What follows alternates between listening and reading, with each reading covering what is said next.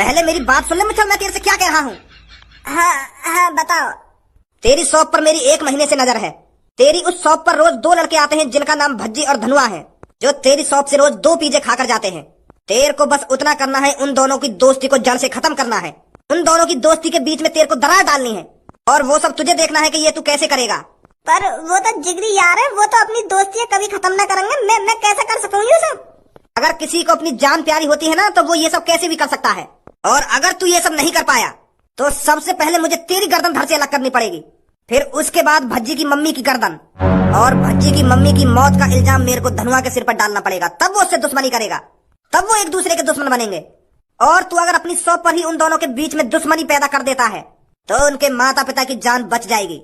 पर मुझको ये बात समझ में ना आ रही, ऐसा करके तुम्हें क्या मिलेगा? मैं इस शहर से चोरों को जड़ से खत्म कर रहा हूँ, और मुझे पता है भज्जी और धनुआ उस कातिल को पकड़ने जरूर आएंगे उसे ढूंढने, क्योंकि उनकी गांड में खुजली होती है। तो इसलिए मैं उन दोनों के बीच में दुश्मनी पैदा करवाना चाहता हूँ, ताकि वो एक दूसरे की लड़ाई में ही उलझे रहें और मैं चोरों को खत्म करता रहूं।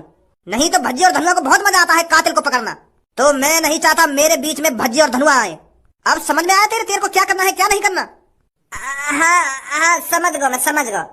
अगर तुझे भज्जी के मम्मी पापन के साथ साथ अपनी जान बचानी है तो कल सुबह ही उन दोनों के बीच में दुश्मनी पैदा करनी पड़ेगी, वरना तेरी तो जान जाएगी, तेरे साथ साथ भज्जी के मम्मी पापन की भी जान जाएगी।